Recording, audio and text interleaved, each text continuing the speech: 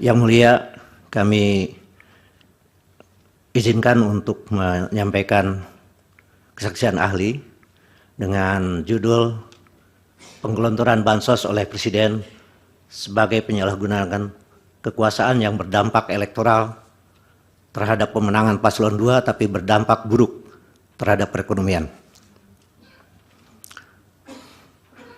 Sedikit catatan tentang bantuan sosial. Sebenarnya ini adalah satu skema dari World Bank yang disebut dengan Social Safety Net yang diberikan oleh pemerintahan kepada rakyatnya yang bisa menjaga agar mereka tidak semakin miskin atau yang nyaris miskin menjadi termasuk kategori miskin.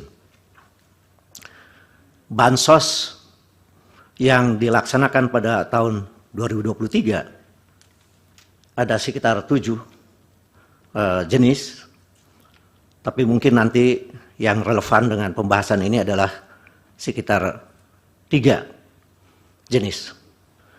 Kemudian bansos yang dilaksanakan di awal 2024 ada 4 jenis. Lanjut. Pengguliran bansos di era Presiden Jokowi dapat dilihat dari perkembangan sejak tahun 2015 sampai tahun 2024. Seperti tadi dikatakan bahwa bansos atau social safety net adalah bantuan pemerintahan di kala krisis. Seperti tahun 98 misalnya, 2008, dan terakhir adalah pandemi COVID-19. Normalnya bansos akan secara normal menurun sesuai dengan kondisi perekonomian. Tapi kita lihat, memang dari tahun 2020 sampai 2023 ada penurunan, tapi tiba-tiba tahun 2024 mengalami pelonjakan, yaitu yang jumlahnya 496,8 triliun, ditambah automatic adjustment sekitar 50 triliun, berarti lebih dari 500 triliun. Ini adalah jumlah penggelontoran bansos yang tak berpreseden dalam sejarah, bahkan sejak tahun 98. Lanjut. Bansos pada tahun 2024 itu meliputi yang relevan dengan pembahasan sekarang ini adalah jumlahnya melebihi 150 triliun. Lanjut. Ini tentang jejak politisasi bansos. Menurut Menteri Keuangan, alasan menaikkan volume bansos tahun 2024 adalah untuk menjaga inflasi dan menanggulangi dampak El Nino.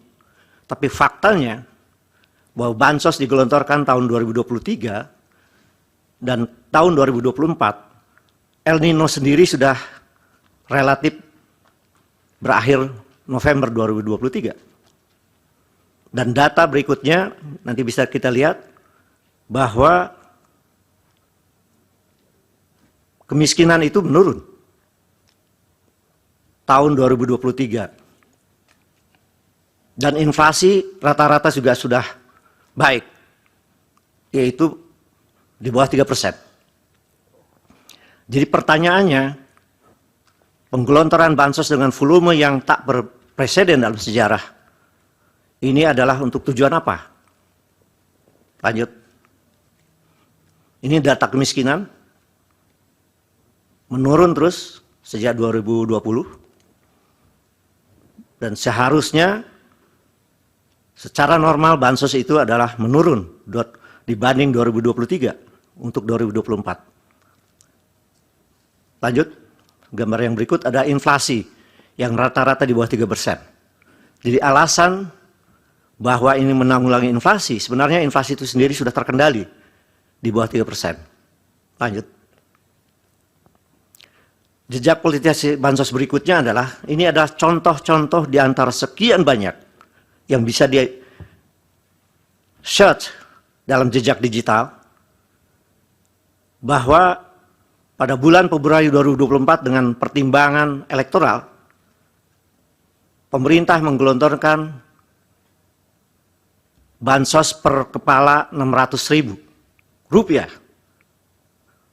secara sekaligus, yang seharusnya untuk Januari sampai Maret dengan total anggaran Rp11,2 triliun dan dalam bentuk bansos tunai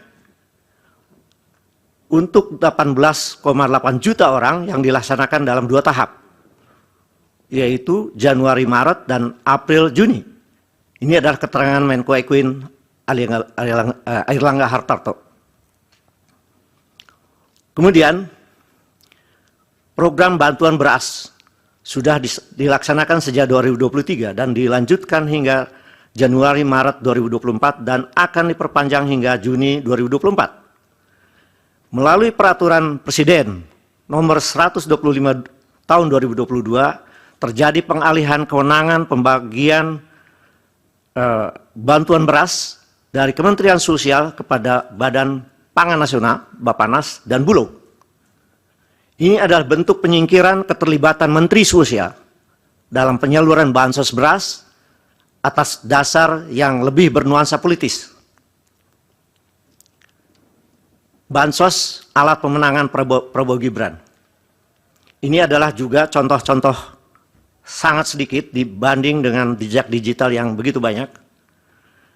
Tanggal 21 November 2023, Peraturan Pemerintah Nomor 52 Tahun 2023, Prabowo Gibran, para menteri, dan para kepala daerah tidak perlu mundur dari jabatannya maupun ikut,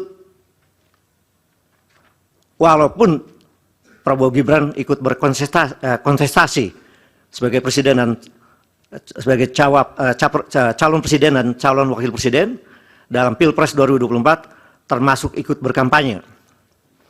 Prakondisi inilah yang kemudian ternyata tanggal 22 November 2023 Presiden menyalurkan bantuan beras di Biak, Papua, dan mengumumkan bahwa akan memperpanjang kembali periode bantuan sampai Maret 2024. Kemudian tanggal 26 Desember 2023, Menteri Zulkifli Hasan berkampanye dengan menyalurkan bantuan beras dan BLT El Nino sembari mengarahkan bahwa bansos adalah berasal dari Presiden dan mengarahkan dukungannya pada paslon nomor 2, terutama Gibran. 15 Januari 2024, Menko Airlangga Hartarto memberikan pernyataan yang senada dengan Menteri Perdagangan Zulkifli Hasan, yakni mendorong warga agar berterima kasih kepada Presiden. Berterima kasih kepada Presiden Jokowi yang memberikan bansos. Jadi ada personalisasi pemberian bansos dari kedua ketua umum partai ini. Analisis penyalahgunaan bansos untuk kepentingan elektoral. Pemberian bansos tunai maupun beras menjelang pemilu 2024 adalah bentuk kampanye terselubung oleh Presiden Jokowi untuk memenangkan anaknya yang sedang berkontestasi, Gibran Rakabuming Raka. Presiden Jokowi memanfaatkan fasilitas negara di tengah ekonomi yang masyarakat Indonesia belum sepenuhnya pulih pasca pandemi COVID-19. Bansos tunai dan beras yang seharusnya merupakan hak orang miskin diklaim sebagai bantuan dari Jokowi, Presiden Jokowi, dalam rangka pemenangan paslon nomor 2. Penggelontoran bansos menjelang pencoblosan Pilpres dalam bentuk BLT mitigasi risiko pangan yang belum masuk pada Undang-Undang APBN 2024 adalah merupakan tindakan sepihak Presiden Jokowi tanpa persetujuan Dewan Perwakilan Rakyat. Berikutnya masih analisis penyalahgunaan bansos untuk kepentingan elektoral. Politisasi penggelontoran bansos secara masif 2024 dengan keterlibatan ketua umum partai mengusung paslon 02 dan Presiden Jokowi yang berkepentingan untuk pemenangan anaknya tanpa mengambil cuti yang pada prakteknya telah menggunakan fasilitas jabatan dan sumber daya negara untuk kepentingan elektoral adalah manifestasi apa yang disebut dengan pork barrel politics, seperti yang dipraktekkan oleh kalangan anggota DPR-nya Amerika Serikat. Praktek politik tersebut menjadi sangat efektif ketika masyarakat Indonesia masih belum pulih perekonomiannya pasca pandemi COVID-19, sehingga bansos pangan maupun tunai dapat mengobati krisis ekonomi tingkat bawah yang notabene tingkat literasi politiknya rendah dan lebih dari 50% penduduknya miskin atau nyaris miskin. Dengan demikian, sebagian besar masyarakat memandang bansos pangan maupun tunai sebagai kebaikan Presiden Jokowi yang harus dibalas dengan memilih yang didukungnya. Selanjutnya adalah perkenankan yang mulia dan para hadirin yang terhormat untuk melihat dampak bansos terhadap perekonomian. Yang pertama ini adalah yang menarik adalah dalam tabel tersebut perkembangan harga beras rata-rata antara 1 Januari sampai 11 Maret. Yang dilihat pada tabel tersebut, harga beras premium naik terus hingga mencapai rata-rata 15.000 sampai 16.500. Tapi di kota-kota besar di seluruh Jawa banyak yang menyentuh sampai 20.000. Hingga sekarang harga beras tersebut belum bisa diturunkan secara signifikan, walaupun operasi pasar dari Bulog itu telah dilakukan besar-besaran.